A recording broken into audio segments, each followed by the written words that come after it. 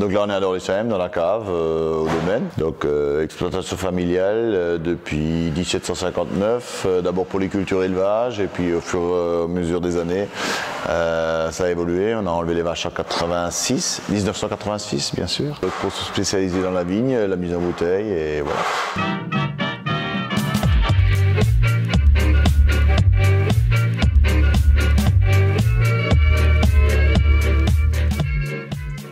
Bonjour, c'est Adrien. On se retrouve donc pour la deuxième vidéo en compagnie de Christophe Lidenlaube. On sera donc aujourd'hui dans la cave. Il vous reste encore quelques jours pour commander le coffret du mois de juin sur jusdelavigne.fr. J'espère que la vidéo va vous plaire. En tout cas, je vous dis à très bientôt. Est-ce que tu peux nous parler un petit peu de la vinification de ce Riesling? Alors la vinification, très facile, récolte, pressurage. Donc une fois qu'on a pressé, on va les mettre dans une cuve en inox comme celle-ci, refroidi parce qu'on aime bien pendant 24 heures pour éviter de partir trop rapidement en fermentation. On laisse sédimenter et donc le lendemain on débourbe. Et ensuite, on va préparer une petite cuve, donc des levures indigènes de la parcelle pour faire fermenter. Donc c'est un petit bidon qu'on va mettre en parallèle avec un petit thermomètre d'aquarium pour chauffer plus vite, qui va garder l'identité et la typicité du terroir et du sol et du climat de l'année en fait, et qu'on va réintégrer dans chaque cuvée, quoi, je veux dire. Donc ensuite, la cuve va fermenter plus ou moins rapidement. Souvent en hiver ça se calme pour repartir au printemps. Ensuite, donc tout le temps on va laisser sur les lits. Après 8-15 jours avant mise en bouteille, on va soutirer 1, 2 ou 3 fois, histoire de clarifier un maximum, sans vouloir un produit tout à fait translucide ou clean ou filtré. Donc un petit voile, au contraire, ramène un peu de structure au vin aussi. Pourquoi tu as choisi cette parcelle qu'on a vue tout à l'heure pour vinifier en nature? Parce que c'est une belle parcelle qui est jeune, vivacité, fougueux, comme je disais dehors dans les vignes, qui donne des bons jus avec un côté un peu affriolant, avec du peps et de la vivacité, quoi. Pourquoi avoir commencé à faire des vins nature? Je m'ennuyais. On va dire dans les vins classiques filtrés, sulfités, comme on faisait avant, comme on en fait encore quelques-uns pour les anciens clients, parce qu'on n'a pas tout abandonné, malgré qu'on soit à peu près à 80% en nature aujourd'hui. Il manquait quelque chose, une dimension supplémentaire, et on était toujours dans une quête de faire mieux, meilleur, et plus d'émotion dans les vins. Et en cherchant, on a dit tiens, pourquoi pas ça? En goûtant chez les collègues, et voilà. Et du coup, on s'est lancé en 2012 au début, et c'est vrai qu'il y a une plus grande plénitude dans ces vins. La plénitude, c'est aussi l'issue du symbole, le Enzo, qu'on utilise sur chaque étiquette. Donc, qui est vraiment, en cherchant plénitude, on est tombé sur ce symbole qui reflète vraiment bien le plein, le vide, le début, la fin. Effectivement, une âme ou une émotion que l'on n'a pas dans un produit qui est peut-être un peu stérilisé, ou comme un fromage au lait cru comparé à un fromage stérilisé. Une bière pils, c'est une bière trappiste.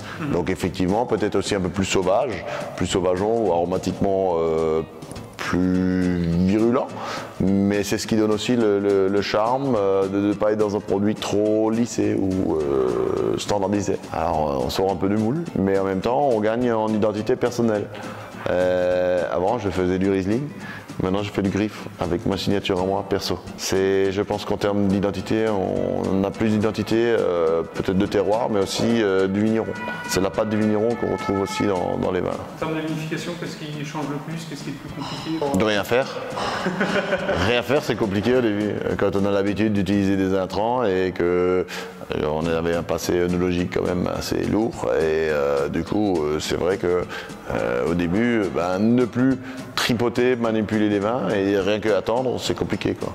L'œnologue il est bien, non, c'est œnologue et psychologue, c'est ce que je dis. Parce qu'effectivement laisser faire, ça ne veut pas dire rien faire, ça veut dire surveiller. Donc surveiller c'est important, ouais. Encadrer, mais c'est vrai qu'au début c'est un peu compliqué psychologiquement. Qu'est-ce que tu vas surveiller?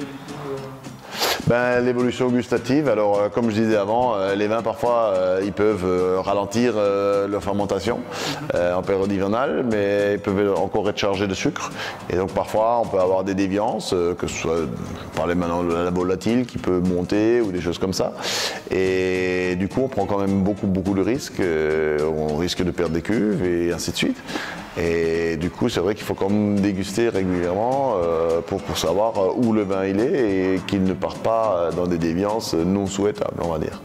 Alors, où est la limite de la déviance, de l'acceptation? Ça, c'est un choix personnel. Et pour l'instant, ça se passe bien depuis 2000? Pour l'instant, ça va. Pour l'instant, ça va. Je vois. On est confiant. Après, oui, effectivement, on a déjà perdu des cuves. Ça aussi, je veux dire, ça arrive. Donc bon, la distillerie est content aussi. Oui. Pourquoi le choix de l'inox? Alors, le choix de l'inox, c'était avant le passage en nature. Alors, en même temps, il y en a qui n'aiment pas l'inox, c'est vrai. Moi, j'aime bien l'inox par rapport à ce côté pureté, fraîcheur et tension qu'on a. C'est un milieu qui est anaérobie totale et qui permet de garder ce côté un peu réducteur sur les vins. Et moi, j'aime bien bosser avec parce qu'effectivement, c'est un bel outil, facile et commode. C'était des choix que j'avais fait avant mon passage en nature et aujourd'hui, je me suis déjà posé la question, mais je l'ai, ben on va continuer comme ça. Est-ce que tu as un objectif quand tu sais que tu vas faire un Riesling? Tu as quelque chose en tête? On a toujours des idées en tête, mais toujours en évolution ou permanente. Alors le problème est toujours de faire attention de ne pas multiplier trop les cuvées.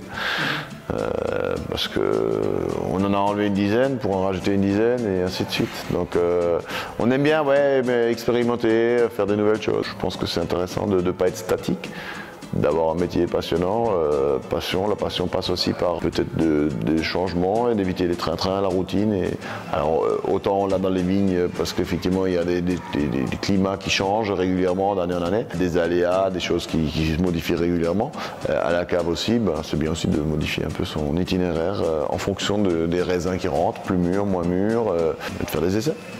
C'est quoi les prochains tests que tu souhaiterais faire? Alors, on est déjà parti sur des belles choses. En macération, autant en Auxerrois qu'en Riesling, on a fait des vins de macération. Et c'est vrai que la macération peut être intéressante par rapport à l'itinéraire technique de vinification. Il y a des belles choses à faire, on va dire. Après, au revoir.